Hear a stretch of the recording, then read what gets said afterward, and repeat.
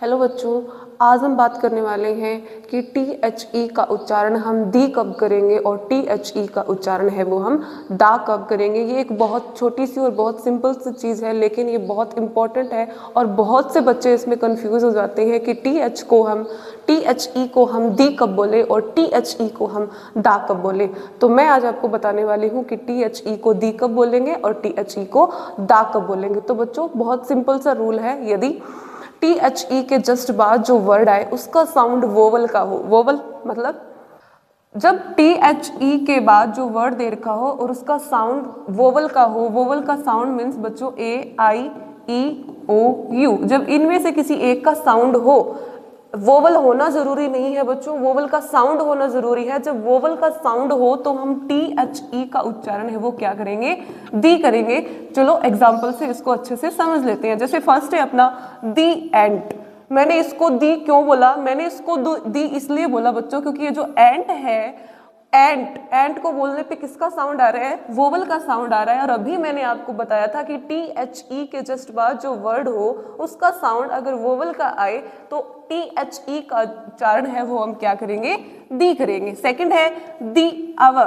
तो इसमें मैंने दी क्यों बोला, क्योंकि आपने देखा कि जो अवर है HOUR, ये शुरू तो कॉन्सोनेंट से हो रहा है बच्चों। मैंने पहले भी बोला था कि शुरू किसी से भी हो, कॉन्सोनेंट से हो या वोवल से हो, हमें इस चीज से कोई मतलब नहीं है, बस हमें साउंड किसका चाहिए, वोवल का चाहिए। तो ये क्या बोल रहा है, अवर।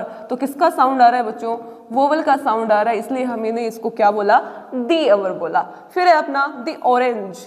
दी ऑरेंज, ओ में किसका साउंड आया, वोवल का आया, इसलिए इसको क्या बोला, दी बोला। ऐसे ही the owl, the eagle, the uncle, the umbrella, the egg, the ink pot, the astronaut, the onion और दी ओवन।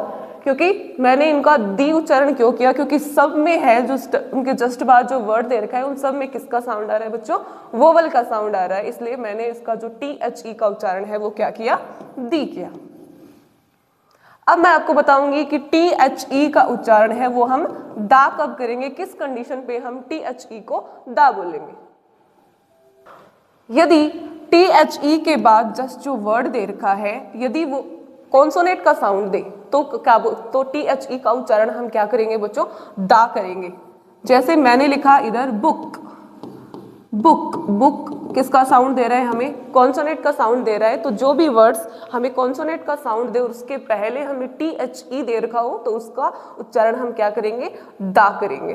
तो चलिए देखते हैं कैसे। जैसे फर्स्ट है अपना द बॉय। इसको मैंने दा क्यों बोला, क्योंकि मैंने देखा ये जो बॉय है वो किसका साउंड दे रहा है, कॉन्सोनेंट का साउंड दे रहा है, इसलिए इसका उच्चारण क्या किया, दा किया। सेकेंड है द केट।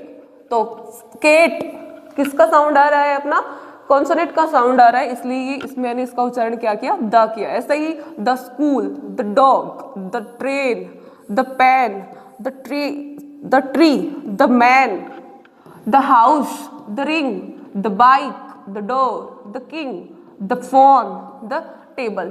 तो ऐसे वर्ड, सॉरी, जब टी एच ई के बाद ऐसे वर्ड जिनका साउंड किसका आए, अपना कॉन्सोनेंट का आए, तो टी एच ई को दा बोलेंगे, और वोवल का साउंड आए तो उसको टी एच ई को क्या बोलेंगे, दी बोलेंगे। आई होप दी और जो दा का डिफरेंस है वो आपको अच्छे से समझ आया गया होगा। Thanks for watching.